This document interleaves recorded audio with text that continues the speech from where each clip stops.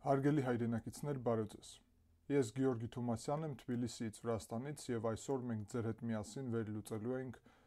շատ կարևոր վերջի իրադարձություններից մեկը՝ Ադրբեջանի նախագահ Իլհամ Ալիևի պետական այցը Չինաստանի Հանրապետություն եւ դրա հետ կապված մի շարք կարևոր հարցեր եւ հետևանքներ։ Ինչպես գիտեք, այդտեղ ստորագրվել է ռազմավարական հարաբերությունների մասին փաստաթուղթ, որի հետևանքում կարելի ասել, որ Չինաստանը եւ Ադրբեջանը արդեն փաստոցի դարել են դաշնակիցներ, ինչը շատ կարևոր հանգամանք է եւ այդտեղ նաեւ կա մի շարք կարևոր լուրջ հարցեր քննարկելու, հատկապես մանրամասն ձեր հետ միասին վերլուծել, թե ինչ հարաբերությունների մասին է հիմա խոսք գնում եւ ինչ ուղղություններ ունի Ադրբեջանի եւ Չինաստանի այս հարաբերությունների խորացումը։ Առաջի հերթին ես ձեզ կոչ եմ անում անպայման լայքեք այս վերլուծությունը, բաժանորդագրվեք, դրեք զանգակը, գրեք ձեր մեկնաբանությունները, սա կարևոր է մեր ալիքի հետագա զարգացման համար, ինչպես նաև ալիքի զարգացման համար դուք կարող եք աջակցել ալիքին PayPal-ի եւ կրիպտոարժույթների հասցեների միջոցով, որոնք նշված են այս վերլուծության նկարագրությունում, ինչպես նաև մեր արևմտյան պետություններում գտնվող հայրենակիցները կարող են բաժանորդագրվել մեր ալիքին։ Շնորհակալ եմ, անցնենք առաջ։ Սիրելի հայրենակիցներ, ապրիլի 22-ից մինչև 24-ը Ադրբեջանի նախագահ Իլհամ Ալիևը պետական այցով էր Չինաստան։ Ես պետք է այստեղ նշեմ, որ դիվանագիտական առումով կա մի շարք տարբեր աստիճանի, կարելի այսպես ասել, կարգի այցերի ձևաչափ։ Եվ ամենաբարձրը այդտեղից պետական այցն է, դրանից ավելի ցածր է գտնվում պաշտոնական այցը, կա նաև գործնական այց եւ ավելի ցածր է գտնվում այդ տարածքի, այդ պետության միջոցով որևէ տեղ մեկնելը, որը նաև այց է համարվում եւ կարող է տարբեր հանդիպումներ լինի։ Սա ամենաբարձր աստիճանի այցն է,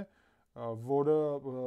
նշանակում է, որ երկու պետության միջև պատմական աստիճանի վրա են գտնվում հարաբերությունները եւ նոր հնարավորություններ է իրականում ստեղծում պետական այցը եւ այդ մակարդակը։ Պետական այցը տարբերվում է մնացած այցերից, հատկապես պաշտոնական այցից, նրանով, որ ինքը լայն ընդգրված է տարբեր պետական կառույցները, նախարարությունների անդամները, ինչքան կարելի ավելի մեծ պատվիրակություն է մեկնում այդ պետություն, բացի դրանից ընդունելու ընթացքում ամենաբարձր պատվով են ընդունում այն կողմին, որը եկել է պետական այցով։ Այս պետական այցի ընթացքում բացի տարբեր միջոցառումներից ամենակարևորը տեղի է ունեցել բարձրացում աստիճանի երկկողմյան հարաբերությունների Ադրբեջանի եւ Չինաստանի միջև ուրեմն ռազմավարական, խորը ռազմավարական կամ բազմաշերտ ռազմավարական հարաբերություններ։ 3 օրվա ընթացքում Պեկինում Ալիևը տարբեր հանդիպումներ ունեցավ եւ այդ թվում ստորագրել է մոտավորապես 20 պայմանագիր տարբեր չինական կառույցների հետ, որը վերաբերվում է քաղաքական, տնտեսական, մշակութային, տեխնոլոգիական ոլորտներին մեջ հարաբերությունների զարգացմանը։ Առաջերտին պետք է ասել, որ այցի սկզբում պաշտոնական առումով դիմավորել են Իլհամ Ալիևի, շատ բարձր մակարդակի դիմավորում են կազմակերպել եւ Սի Ցզինպինն էր անձամբ իրան դիմավորում, ինչպես նախատեսված է այսպիսի այցի ուրեմն դիվանագիտական համատեքստում եւ այդ ժամանակ իրանք նաեւ քննարկել են ռազմավարական հարաբերությունների մասին հռչակագիրը, որը ընդունվել է 2024 թվականի հանդիպման ժամանակ Աստանայում եւ այդ հռչակագիրը եղել է ուրեմն Ադրբեջանի եւ Չինաստանի միջև։ Հիմա արդեն, ինչպես նշեցի, բարձրացրեցին այս հռչակագրի աստիճանը միջև ռազմավարական հարաբերությունների բազմաշերտ պայմանագիր եւ կարելի ասել արդեն ամրապնդեցին այդ ռազմավարական հարաբերությունները պայմանագրով։ Նաև հանդիպել է Ալիևը ուրեմն վարչապետ Լի Կյանգի հետ Չինաստանի եւ ուրեմն գլխավոր կոմիտեի հետ, իրենց խորհրդարանի Ժաո Լեջի հետ։ Այդ թվում նաև հանդիպումներ են տեղի ունեցել Չինաստանի կառավարության եւ ուրեմն խորհրդարանի տարբեր ներկայացուցիչների հետ։ Բացի դրանից տարբեր պետական բանկետ էին կազմակերպել եւ ընդունելություն եւ այդտեղ նաեւ ներգրաված էին Սի Ցզինպինի կինը Փենգ Լիյանը եւ Ալիևի կինը Մեհրիբան Ալիևան։ Ինչ վերաբերվում է ուրեմն այս ռազմավարական հարաբերությունների մասին փաստաթղթին, ապա պետք է ասել, որ ամենակարևոր մասը այստեղ այն է, որ Չինաստանը աջակցում է Ադրբեջանի խաղաղության նախաձեռնությունին, որի նպատակն է Հարավային Կովկասում բերել խաղաղություն եւ ուրեմն հանել տարածաշրջանը աշխարհաքաղաքական հակամարտություններից։ Հետաքրքիր է, Ադրբեջանը փաստորեն ստանում է Չինաստանի աջակցությունը իր քաղաքականությանը տարածաշրջանում, որը կոչվում է խաղաղության օրակարգ, բայց շատ հետաքրքիր է եւ մենք գիտենք, թե ինչ է իրենից ներկայացնում խաղաղության օրակարգը ընդհանրապես։ Ինչ է նշանակում ադրբեջանական պատկերացումներով խաղաղության օրակարգ, դա առանձին լուրջ թեմա է, որի մասին մենք ձեր հետ հաճախ խոսում ենք։ Բացի դրանից քննարկվել այն, որ երկու կողմերը պետք է միմյանց օգնեն եւ աջակցեն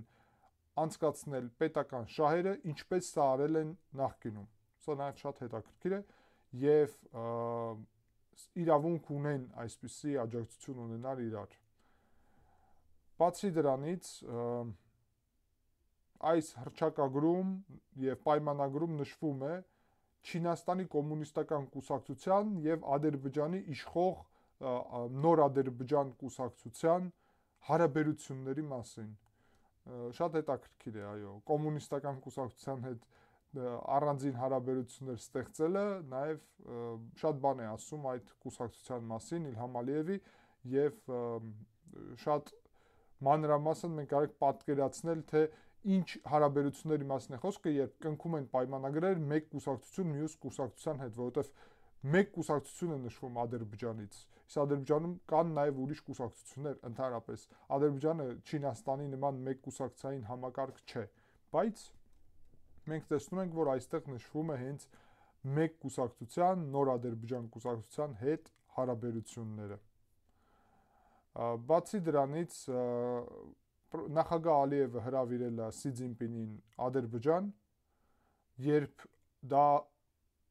հարմար լինի Սի Ցզինպինին։ Շատ նաև հետաքրքիր առանձնահատուկ նշումը։ Բացի դրանից Սի Ցզինպինը հրավիրել է Ալիևին մասնակցել Շանխայի ուրեմն կազմակերպության, համագործակցության կազմակերպության գագաթնաժողովին Չինաստանում, չնայած նրա, որ Ադրբեջանը անդամ չի, Չինաստանը աջակցում է, որ Ադրբեջանը ունենա այդպիսի կարգավիճակ Շանխայի համագործակցության կազմակերպությունում, որովհետև Պեկինը ըստ իրենց կարևորություն է տալիս Եվրասիայում բազմավեկտոր եւ այսպիսի կազմակերպությունների ձևավորմանը, որոնք կհամագործակցեն եւ կօգնեն համագործակցեն եվրասիական պետություններին։ Սա նաև շատ հետաքրքիր է։ Բացի դրանից Ադրբեջանը եւ Չինաստանը խոսել են նրա մասին, որ մոտեցնելու են իրենց ուրեմն մոտեցումները, իրենց պատկերացումները, հայտարարությունները, ռազմավարությունը տարբեր միջազգային հարցերի շուրջ։ Ադրբեջանը հայտարարել է, որ աջակցում է Սի Ցզինպինի նախաձեռնությանը, որը կոչվում է գլոբալ զարգացման նախաձեռնություն, եւ համարել է, որ սա շատ կարեւոր է։ Բացի դրանից Ադրբեջանը ընդգծել է, որ պատրաստ է միանալ Չինաստանի ընկերների խմբին, այսպիսի խումբ կա, որոնք օգնելու են Չինաստանին, որ առաջ քաշի այս գլոբալ զարգացման նախաձեռնությունը։ Բացի դրանից երկու կողմը նաև պայմանավորվել են, որ ՄԱԿ-ի շուրջ ստեղծված միջազգային օրենքով կգործեն, սա հետաքրքիր է եւ սա նաև կարելի ասել, որ դրական մասն է այս հայտարարության, որ ՄԱԿ-ի օրենսդրության ներքո են պատկերացնում իրանք, ներսում պատկերացնում են իրենց գործունեությունը, ինչքանով սա իրականում տեղի կունենա, դա է ամենակարևոր հարցը, բայց այստեղ նաև իրենք նշում են պայմանագրում, որ դեմ են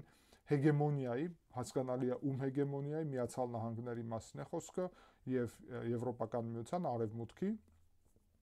եւ դեմ են միակողմանի պատժամիջոցների, ելի հասկանալի է ում մասին է խոսքը արևմուտքի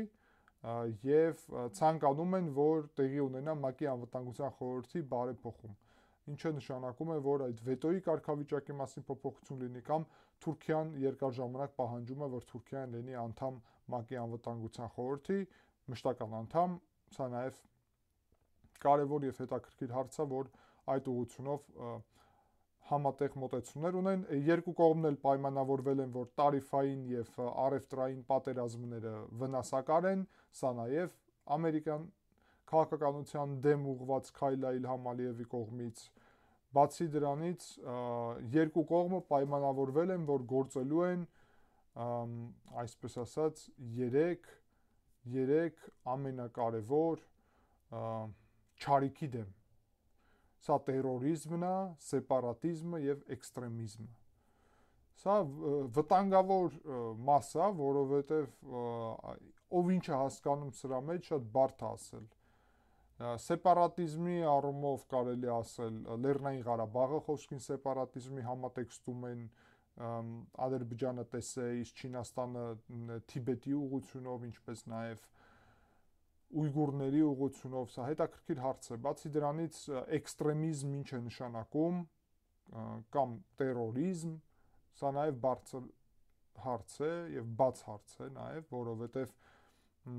Ադրբեջանը կարող համարի, որ հայկական որևէ մոտեցումները էքստրեմիզմ են, նույնիսկ Հայաստանի տարածքում, կամ տերորիզմ են։ Պարզ չի ընդհանրապես ում հետ է խոսք գնում։ Տերորիստներին Ադրբեջանն էր ներգրավե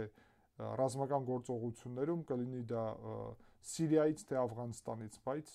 փաստորեն Չինաստանի հետ միասին տերորիզմի դեմ են պայքարելու։ Բացի դրանից պայմանավորվել են, որ Չինաստանը կօգնի Ադրբեջանին Լեռնային Ղարաբաղի հատվածում, ուրեմն այդտեղ գիտեք, որ բարդ իրավիճակ է դեռ, խնդիրներ ունեն ադրբեջանցիք այդտեղ եւ նկատի ունեմ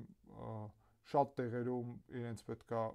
մաքրել այդ տարածքները, հողերը եւ այլն, որովհետեւ ռումբեր կան եւ կարա պայթյուններ լինի եւ այլն, եւ Չինաստանը այստեղ պարտականություն է վեկալ է, որ օգնի Ադրբեջանին այդ առումով։ Սա նաեւ շատ հետաքրքիր եւ կարեւոր է, որ հաշվի առնվի։ Բացի դրանից նաեւ հետաքրքիր է, որ այս հարաբերությունների մասին պայմանագիրը աճեցնում է Ադրբեջանի վրա պարտականությունները տարածաշրջանում։ Ադրբեջանը այսպես է ընկալում, փաստորեն Չինաստանի ինչ որ առումով ներկայացուցիչն է ուզում Ադրբեջանը դառնալ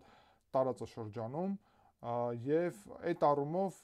Ադրբեջանը բացահայտ օգնում եւ աջակցում է Չինաստանի մեկ Չինաստան քաղաքականությանը, որը նշանակում է, որ Թայվանը չի ճանաչում Ադրբեջանը ինչպես սուվերեն տարածք, այլ ճանաչում է ինչպես Չինաստանի կոմունիստական կուսակցության պատկանող տարածք, եւ սա նաեւ Միացյալ Նահանգների եւ Եվրոմիության քաղաքականության դեմ է եւ ժողովրդավարության դեմ է, որովհետեւ Թայվանը ժողովրդավարություն է, իսկ Չինաստանը բռնապետություն է։ Եվ սա նաեւ շատ կարեւոր հարց է։ Բացի դրանից մենք նաեւ հիմա խոսանք ձեր հետ միասին, որ Ադրբեջանը եւ Չինաստանը պայմանավորվել են միասնական ջանքերով աշխատել ուրեմն մեկ ուղու ծրագրի ուղղությամբ, որը գիտեք, մեկ ճանապարհ, մեկ ուղի, այս Չինաստանի ծրագիրը եւ Ադրբեջանը փաստորեն պատրաստվում է, որ ամեն ինչ անի, որ ներառի այդ ծրագիրը իր ծրագրերի մեջ, որովհետեւ Ադրբեջանը ունի նաեւ նախատեսված ուրեմն մի քանի այդպիսի ռազմավարական գործընթաց եւ միջանցք, այստեղ տրանսկասպյան ճանապարհի մասին է խոսքը գնում, բայց ընդհանուր առումով կողմերը վերցրել են պատասխանատվություն, որ ստեղծեն Չինաստան, Եվրոպական միություն, տրանսկասպյան էքսպրես ճանապարհ։ Հիմա էքսպրեսը հասկանալի է, չէ՞, ինչ է նշանակում։ Շուտ, կարելի ասել, կարճ, ակտիվ, ոնց որ այդ ուղղությունով է էքսպրես նշվում, բայց ամենակարևորը այստեղ այն է, որ Չինաստան, Եվրոմիություն, տրանսկասպյան ճանապարհի մասն է խոսքը։ Մենք սա ձեր հետ միասին կվերլուծենք նաև քարտեզի վրա, որովհետև ավելի պարզ կլինի, որ քարտեզի վրա խոսենք, բայց ընդհանուր առումով Չինաստանի համար տրանսկասպյան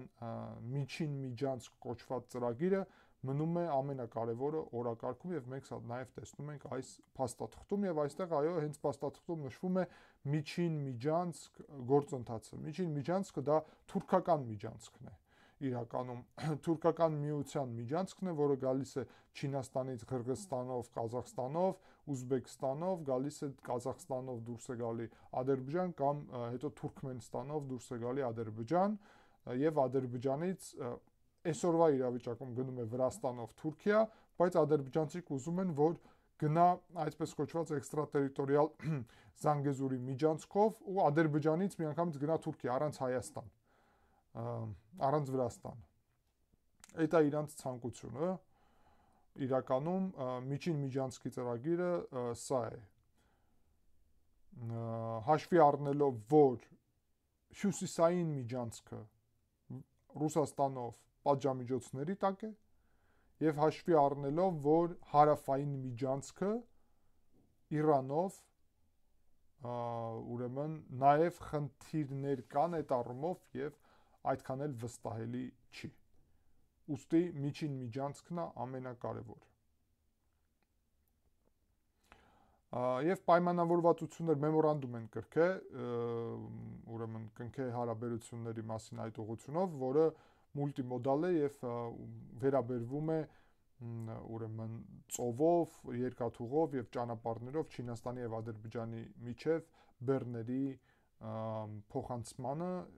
բոլոր առումներով, որ ապահովեն այդ միջին միջանցքի գործընթացը։ Սա նաեւ շատ կարեւոր եւ հետաքրքիր է։ Բացի դրանից սկսել են հարաբերությունները արդեն զարգանալ են առումով, որ պատրաստվում են ազատ առևտրի մասին փաստաթուղթ ստորագրել, դրա մասին աշխատանք են սկսում եւ ազատ առևտրի ուղղությունով պատրաստվում են հենց զարգացնել հարաբերությունները եւ նաեւ թվային տնտեսության առումով, որտեղ որ Չինաստանը կարող ունենա շատ կարեւոր դեր հենց Ադրբեջանի ուղղությունով։ Ադրբեջանը կհրավիրի չինական կազմակերպություններին Ադրբեջան, իսկ Չինաստանը կհրավիրի ադրբեջանական կազմակերպություններին Չինաստան եւ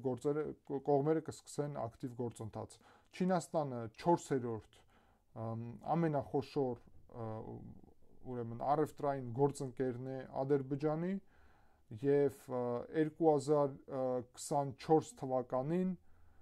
43%-ով է աճել առևտուրը Չինաստանի հետ, հասնելով 2.5 միլիարդ դոլարի եւ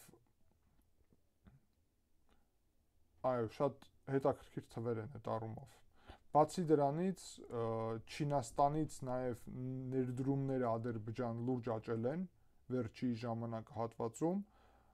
եւ համատեղ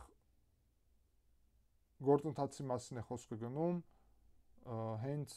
մի քանի տարբեր տնտեսական ոլորտում աշխատելու են կողմերը կանանչ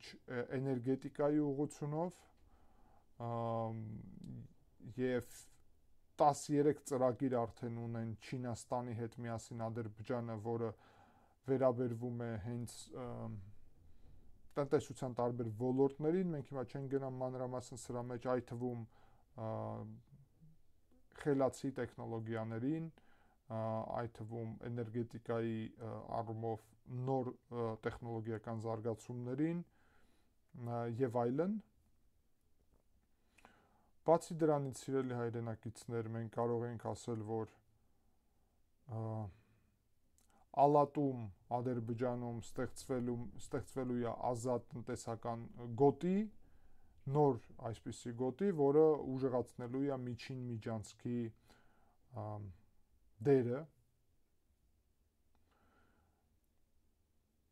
Սոկարի եւ չինական ներդրումների կորպորացիայի միջև պայմանագիր է կնքվել, որի նպատակն է, որ ֆինանսավորել միմյանց տարբեր ծրագրերը եւ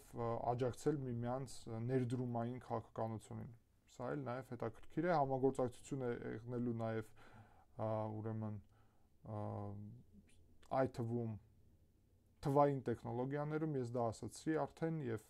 այդ ոլորտում այստեղ տարբեր ուղղություններ կան, կիբերհանցագործություններից սկսած եւ ուրիշ հարցերով ավարտված։ Չինաստանը աջակցելու է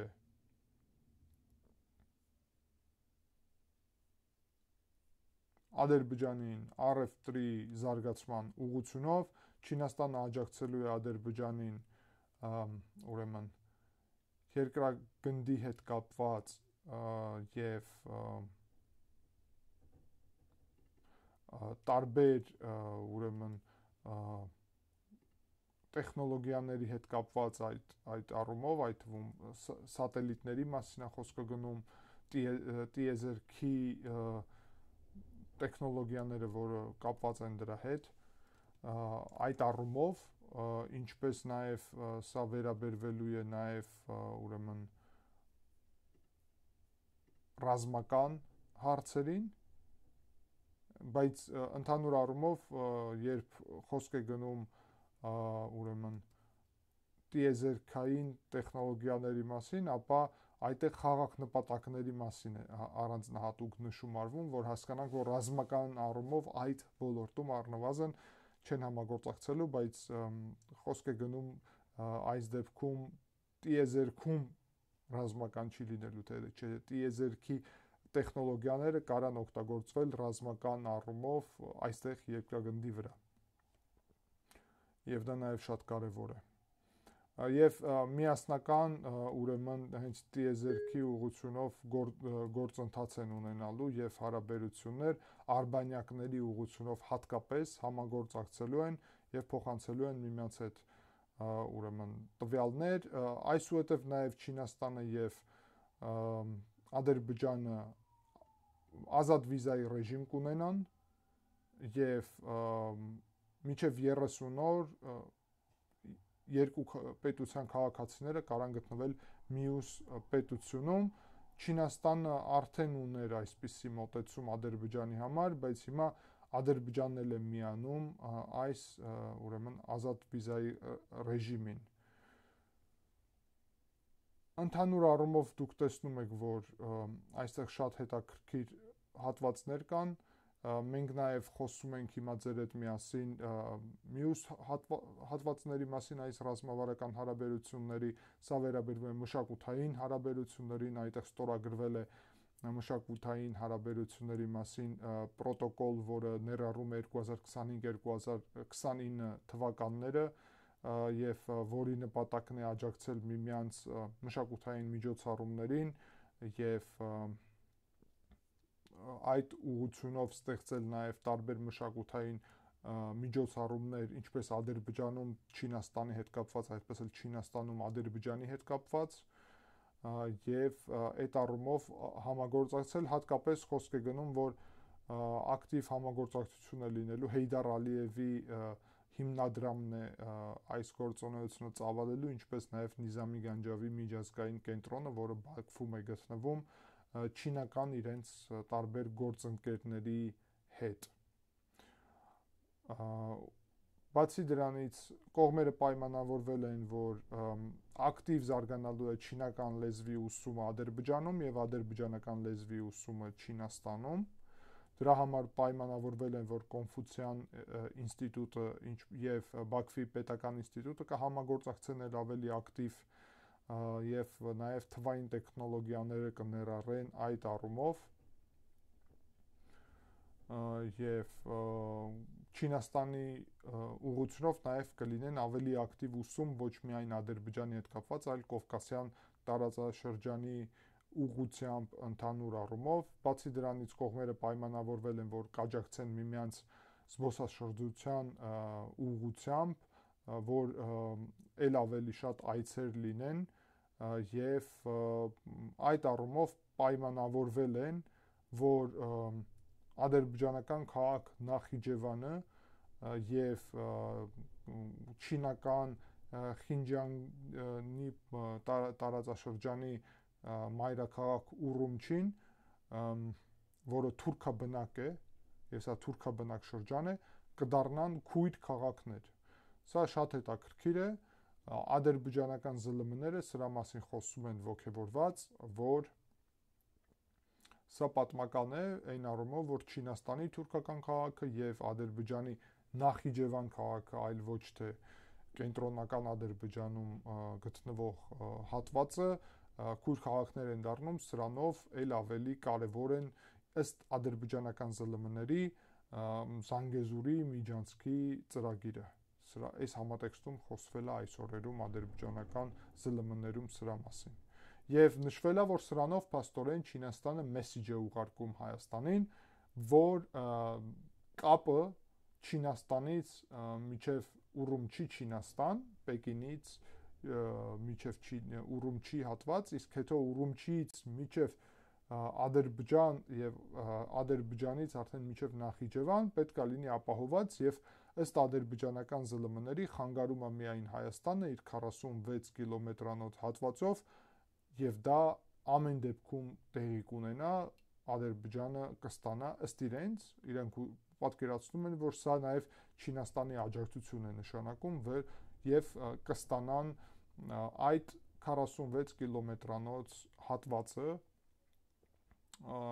եւ հիմա պատկերացնում են իրենք, որ Չինաստանը աջակցում է նաեւ Ադրբեջանի այդ մկրտումներին։ Սա բարձրաձայն այս օրերի ընթացքում քննարկվում է ադրբեջանական ԶԼՄ-ներում։ Եվ ես կարամ ասեմ ձեզ, որ մեծ առումով կարանք նշել, որ այո, դա այդպես է Չինաստանի համար Զանգեզուրի միջանցքի ծրագիրը նաեւ մենք ձեր հետ խոսել էինք սրա մասին մի քանի մեր վերլուծությունում սա նաեւ կարևոր ուղղություն է մնում եւ կարելի ասել, որ այո, ցավոք դա չինական ծրագիր է նաեւ թուրքական եւ չինական ծրագիր է բացի դրանից սիրելի հայրենակիցներ վերադառնանք պայմանագրին այստեղ կա հարաբերություններ նաեւ ԶԼՄ-ների ուղղությունով Չինաստանի պետական ԶԼՄ-ների գործընկերության եւ Ադրբեջանի պետական գործընկերության միջև հարաբերություններ ամեն ինչ հասկանալի է ASTV-ն եւ CCTV-ն ASTV-ն ադրբեջանականն է CCTV-ն Չինաստանը միասնական ուրեմն ծրագրեր են ունենալու երկու պրոպագանդայի համակարգ միասնական են գործելու ամեն ինչ պարզ եւ հասկանալի է ֆիլմեր են նկարագրելու չինացիք ադրբեջանի մասին ադրբեջանցիք Չինաստանի մասին այո համագործակցելու են այդ առումով սպորտի եւ երիտասարդության եւ առողջության առումով էլ պայմանավորվել են որ ակտիվ համագործակցելու են հատկապես տարբեր կենտրոններ են ստեղծելու Չինաստանում ստեղծելու են ադրբեջանական սպորտային տարբեր կենտրոններ եւ Ադրբեջանում չինական տարբեր սպորտային կենտրոններ մի խոսքով այս ամեն ինչի նպատակն է որ մոտեցնել իրենց մարդկանց եւ որ չինացի եւ ադրբեջանցի ազգերը ել ավելի միմյանց լավ ճանաչեն, մոտենան եւ ավելի իրար հետ ջերմ եւ մոտիկ հարաբերություններ ունենան։ Ռազմավարական առումով սիրելի հայրենակիցներ ամենակարևորը իհարկե մնում է Չինաստանի աջակցությունը միջին միջանցքի ծրագրին եւ ուղիղ կապ ձևավորելուն Չինաստան, Եվրոպա, որի նպատակն է հենց միջին միջանցքով այդ կապը ձևավորել, տրանսկասպյան ճանապարհը, որը անցնում է Ադրբեջանով եւ որը ունի երկու հնարավորություն, մեկը դա Վրաստանի տարածքով է եւ երկրորդը դա կարա լինի կամ Իրանի տարածքով կամ Հայաստանի տարածքով, բայց Իրանի տարածքով ոնց որ թե իրենք չեն դա քննարկում, որովհետեւ Իրանով կա հարավային միջանցք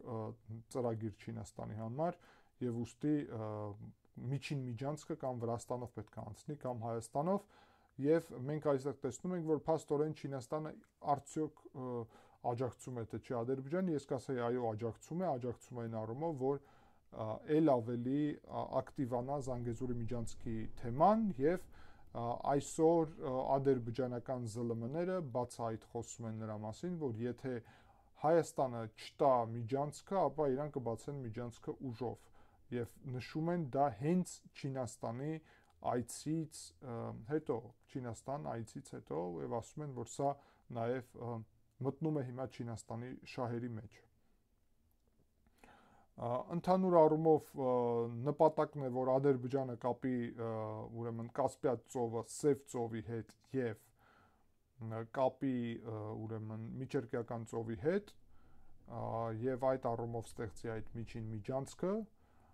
այդ ուղղությամբ միջանցքը նաեւ ներառելու է Վրաստանը եւ Թուրքիան։ Դուք գիտեք, որ Վրաստանը այսօրվա ոչ օրինական ռուս օլիգարխ Իվանիշվիլու իշխանության օրոք նաև ստորագրել է ռազմավարական հարաբերությունների մասին փաստաթուղթ Չինաստանի հետ եւ փաստորեն ապահովելու է Չինաստանի այս միջին միջանցքի ծրագիրը Ադրբեջանի եւ Թուրքիայի հետ միասին, բայց չնայած դրա Թուրքիան, Ադրբեջանը ձգտում են ունենալ սուվերեն միջանցք Հայաստանի տարածքներով էքստրատերիտորիալ Զանգեզուրի, որը իրականում Վրաստանի ճանապարհները շրջանցում է եւ դա փաստ է։ Հարավային Կովկասում կարելի է ասել, որ ազդեցությունը այս փաստաթղթի շատ լուրջ է, որովհետեւ այդ փաստաթղթով Չինաստանը պաշտոնական ճանաչում է Ադրբեջանի սուվերենությունը եւ տարածքային ամբողջականությունը եւ սրանով փաստորեն ստացվում է, որ Ադրբեջանը սրանով Ղարաբաղի հարցում նաեւ ամբողջությամբ Ադրբեջանի կողմն է զբաղեցնում եւ աջակցում է, իսկ Ադրբեջանը աջակցում է Թայվանի հարցում Չինաստանին։ Բացի դրանից կարելի է ասել, որ սա մեսիջ է ուղարկում Հայաստանին, որ Ադրբեջանը կունենա նաեւ աջակցություն Չինաստանից, սա նաեւ վերաբերվում է ՄԱԿ-ի անվտանգության խորհրդին, որտեղ որ Չինաստանը ունի իր հատկապես բարձր պատվիրակություն եւ կարելի ասել, որ այո, այն ֆոնին, որ Հայաստանը զարգացնում է իր հարաբերությունները Հնդկաստանի հետ, որը պատմական խնդիրներ ունի Չինաստանի հետ, Հայաստանը խնդիրներ ունի Պակիստանի հետ, իսկ Չինաստանը եւ Պակիստանը դաշնակիցներ են, Պակիստանը եւ Ադրբեջանն էլ դաշնակիցներ են Չինաստանի հետ միասին, այստեղ արդեն ձևավորվում է, սիրելի հայրենակիցներ, շատ հետաքրքիր, կարելի ասել դաշինքներ եւ այդ դաշինքների կարեւորությունը նաեւ շատ մեծ է։ Սա մենք պետք է հատկապես հասկանանք, որ չհնչա զարմանալի հայտարարություններ հայկական վերլուծական դաշտում, հատկապես հիշում եմ, որ տարբեր հայտարարություններ կային Չինաստանի առումով, մարդկանցից ով երևի այդքան էլ լավ չէր խորացել եւ չէր հասկանում Չինաստանի իրական ցանկությունները այստեղ, Հայաստանը պետք է լինի շատ զգույշ Չինաստանի հետ, որովհետև Չինաստանի շահերը այստեղ Հայաստանի շահերի հետ չի համընկնում շատ եւ շատ դեպքերում։ Ընդհանուր առումով, սիրելի հայրենակիցներ, այսքանը, ես կարծում եմ, որ այստեղ մենք երևի ավարտենք ձեր հետ միասին մեր վերլուծությունը այս հարցի շուրջ, կարող եմ ասեմ, որ Ադրբեջանի համար սա լուրջ առաջընթաց է, Ադրբեջանը սա ընկալում է ինչպես իր համար հաղթանակ, որովհետև Ադրբեջանը բռնապետություն է, իսկ Չինաստանը բռնապետությունների գերագույն գլխավոր պետությունն է այսօր։ Ամենամեծ ազդեցություն ունեցող 17 տրիլիոն տնտեսություն, եւ բնակչության շատ մեծ թիվ, 1.5 միլիարդ բնակիչ մոտավորապես, Ադրբեջանի 10 միլիոնի հետ համեմատ,